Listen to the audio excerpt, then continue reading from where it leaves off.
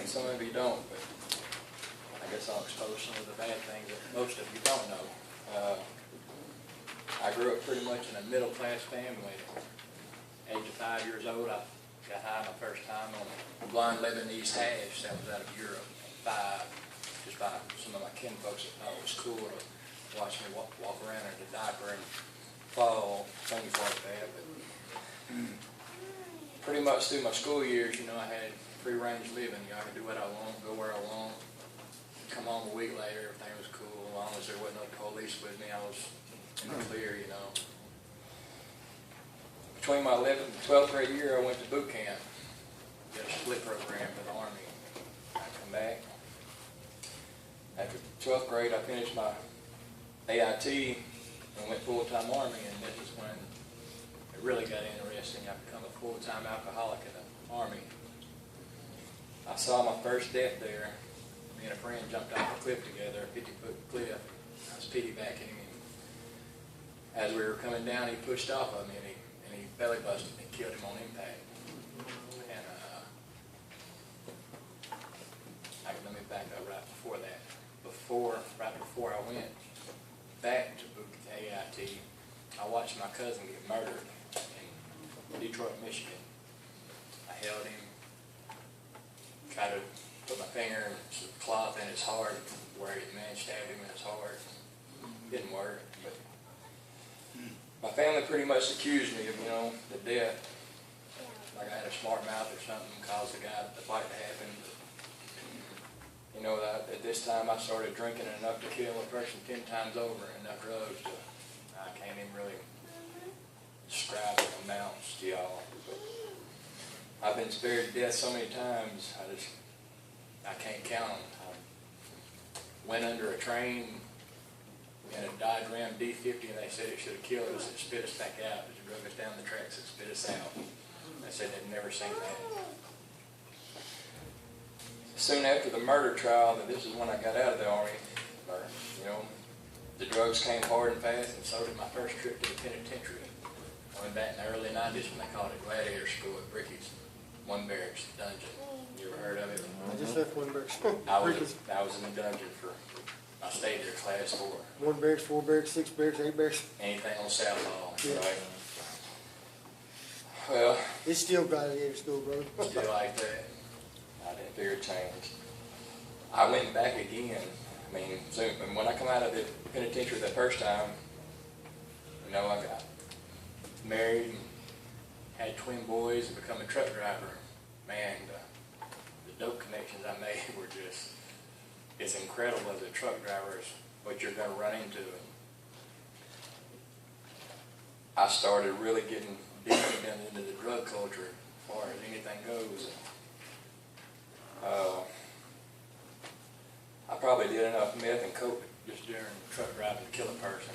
I drove across what they call the 28-mile bridge coming out of New Orleans, you know, coming south right up north. I crossed the whole thing and don't even remember driving it.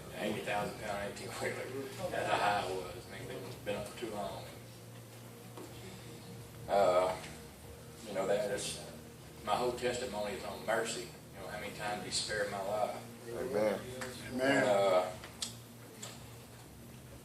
After this, you know, I hooked up with a main level dealer of what they call ice back then. You know, from 2000 to 2004, if there was methamphetamine from North Little Rock to North Louisiana, it was mine.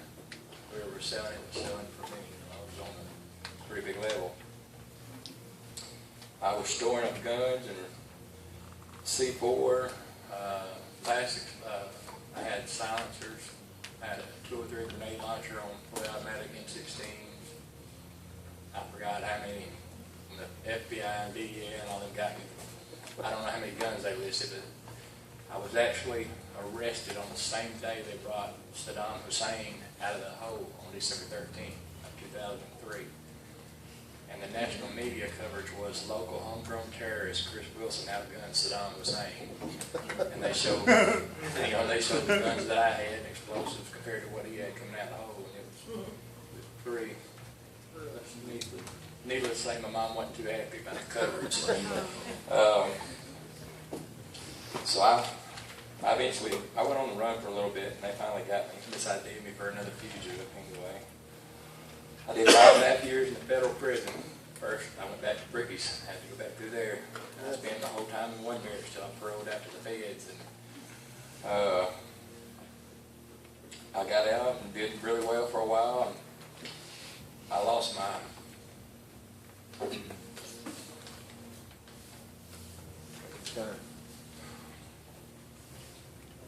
Amen, hallelujah.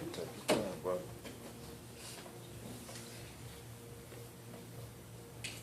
Give it to the Lord, brother, give it to the Lord. I lost the last living relative that I had.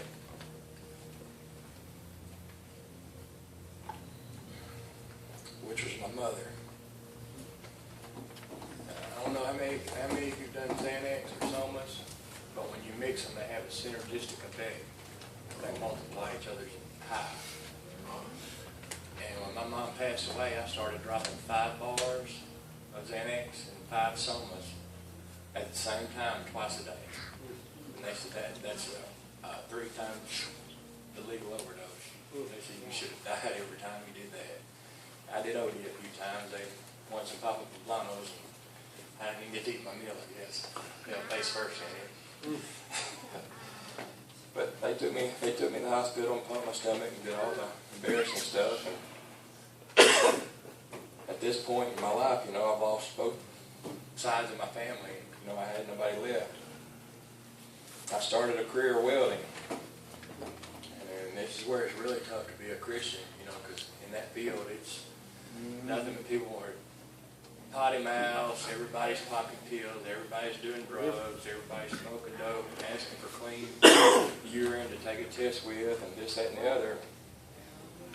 I started giving my testimony to some of these people, about what I'm fixing to tell y'all about. This is this ain't nothing what, that part is nothing there, because in the past year, about a year and a half, I should have died about 6 times.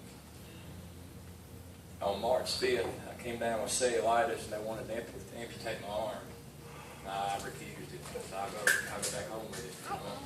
And I'm glad I did, because they made a bad choice, survived the blood poisoning. And that's by mercy. Nothing I did, that was mercy. On 9/11 of all days, I asked a friend of mine to come video a jump. I had a 450 dirt bike, motocross and playing, too old to do this crap anymore. I decided I'm going to jump a half the football field. It was a great jump. Good air time. The landing sucked face first into a tree, about 60. I broke my jaw here, knocked out all my teeth. I crushed it here, both sinus cavities. I broke my neck, vertebrae in 2 places. Cut my eardrum in half. Had a double concussion, a grand mal seizure where El Raider wrote me off for dead. 4 hours, there was like 20-something thousand. They sent me to Little Rock. And I'll never forget this paramedic called Stormy, the guy. And during this grand mal seizure where you twitch, I remember coming out of it and looking at this guy and telling him, you have a chick name. Because I dated a girl named Stormy back in high school. And he was like, and I go back out.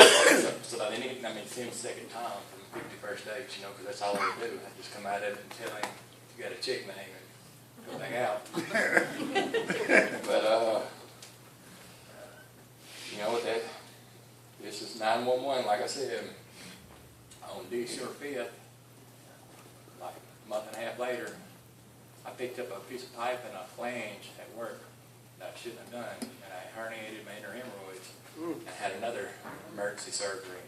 In exactly 1 month, almost to the date, high, peeled out, didn't have surely shouldn't have a kid in the car. I went to pick up my pills from this guy, and I popped my son's problem, for the way home. On the way home, I took my driveway a 90-degree turn at about 60, and it didn't work too well. The trees and bushes, and just destroyed the SUV. And I hit the windshield over the airbag because of my height. My son broke his wrist, and I knew then, it was time for rehab. So I took myself into outpatient rehab, and I did really well for a long time. But after this, I really had to recover. And it's something about that good month of September of this past year. I was into powerlifting. I was 40 years old and bench over 500 pounds. And I guess the reason I got into it was for fresh women. That's what I thought it was. Little did I know that the good Lord was preparing me to use this as a fishing lure. Because people come to me and they ask me, man, how do you do that? And I used to be, my reply was, I work hard. But now my reply is, I ask the good Lord for it, because it brings people to me and gives me a chance to witness and ask, are you saved? You know? Amen. And Amen. it really started helping. But, Amen. and like I said, September, the shoulder surgery here I had, I tore it out on the 6th rep with 350, and they gave me them good old pain pills. And we know where this went to, back to those pills. So, yeah, I'm not all the way off yet. I'm struggling. I'm still trying to get completely off of them. The past week has been kind of bad from the withdrawal. And You're not alone. I know there's a lot of people out there that struggle with addictions of the pills. And after this surgery here, they put all these pins in. And I'm a workaholic, you know. I wasn't a foreman yet. And you know, I'd excuse the stutter. Since I got all these head traumas, I'll start stuttering in a minute. You don't have to work with me. All them. But I was shown favor when I went back to Silent Springs way too early. The doctor released me after about 4 weeks. He said, you'll have full range of motion. I'll let you go back. So I worked it with a towel, you know, to the point of agony to go back to work. Taking the pill. I'm good, you know. I get up there and I was shown favor by a superintendent who really liked me. He said, you're now my new hydro foreman. He said, you just tell them what to do. You don't go to work. He said, I don't want you hurting yourself. I don't want you here. And during this time up there, it was a loneliness, separation from my family, my church family, my ship family. You know, I started drinking with the boys. There's a casino like 2 miles down the road. First night they asked me to come eat with them was the first night I had to take a drink. They asked me to bless the food. And then my superintendent, well, here, take one shot. I don't drink. For a week, took the drink. There she went, you know. On December 10th, well, actually, when the shoulder surgery happened, they gave me Mercy staff in the hospital. I don't know if anybody knows what Mercy is. It'll kill you. I had it right here, and they were paranoid I was going to kick the bucket. I don't know how to say this, and I'm not bragging, but I know I got a calling on my life, and it's just talk about mercy. Amen. Because in these a month and probably month and a half at the most, I've had 7 majors, hospitalizations. And this last one, after I healed, I took, the walk from work, when you turn your brass in to your car, it's probably a good mile walk. I popped me some Xanax and some Soma. I'm going to go to my room, which is my little dorm room is on the same road. I ended up heading towards Oklahoma. Don't know how I got there, and people were trying to stop me, and I guess it just hit me hard, you know, because I made a long travel and doing 60, 65, 70 miles an hour, and the other car, the Suburban, doing the same. I swerved over and hit these people head on, and I should have killed them. And I got pictures. I meant to make a slideshow of these catastrophes. When I swerved over and hit these people,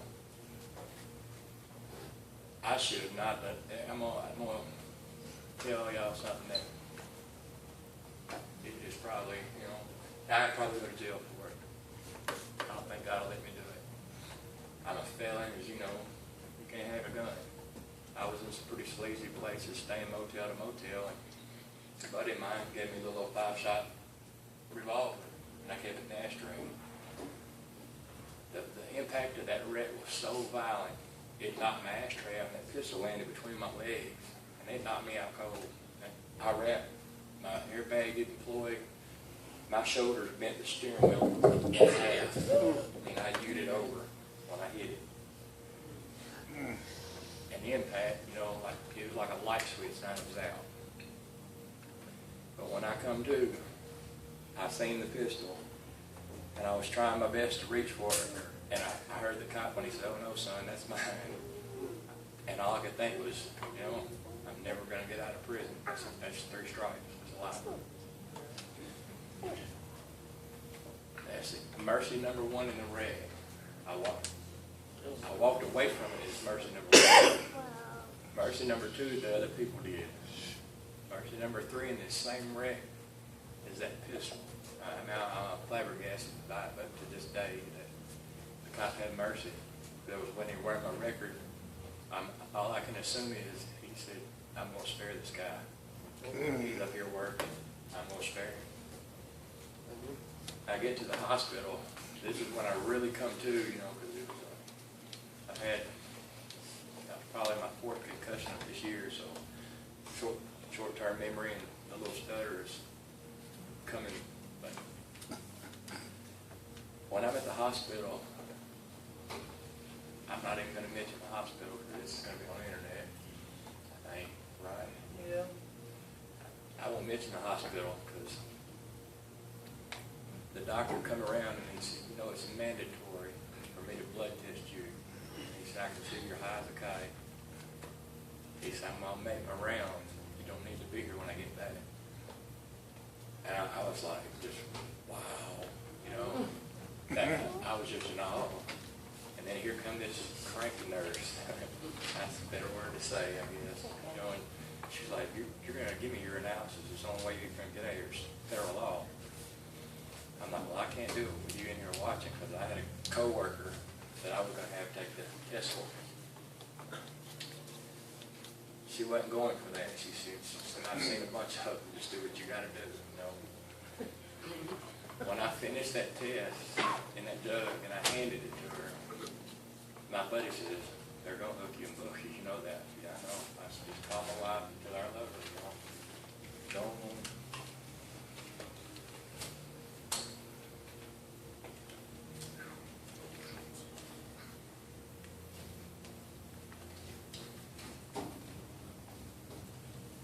That nurse that I misjudged so bad walked over to a sink and set that jug by the sink, and she turned and looked at me and she said, "You have a nice day, you're dismissed," and walked out.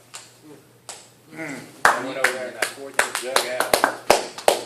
I would be in prison for the rest of my life right now if it wasn't for mercy. Amen. I was given, I'll end it with this. I was given 2 dreams, and these have been recently. My wife woke me up from one of them. I was squalling and didn't even know it.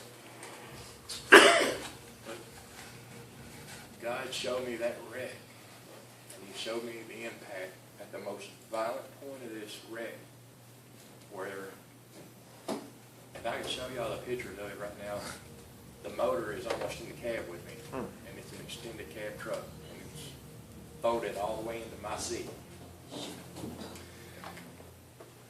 The colors were interpreted, I guess. I don't know if I'm supposed to say God said this, or I believe in my heart God told me the expressions of what these colors represented. And the glass and the sparkles in it was the violence. But the electricity and the color part of it was the mercy, and the point where He stopped that wreck when it was coming, at the point that it had the most crunched up impact. He said, "This is where I'm going to spare you."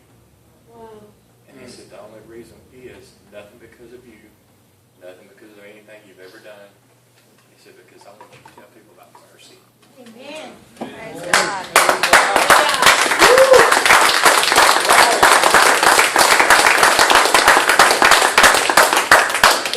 And to go along with yours, I don't really know what happened.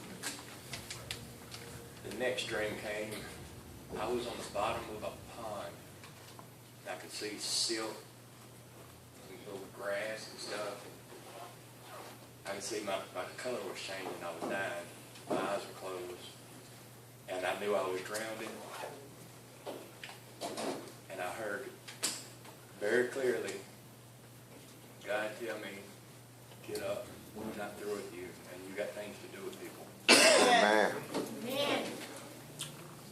That's pretty much my testimony. You know, there's a lot I can tell, but I think that's pretty much the Amen. good stuff of it. Amen.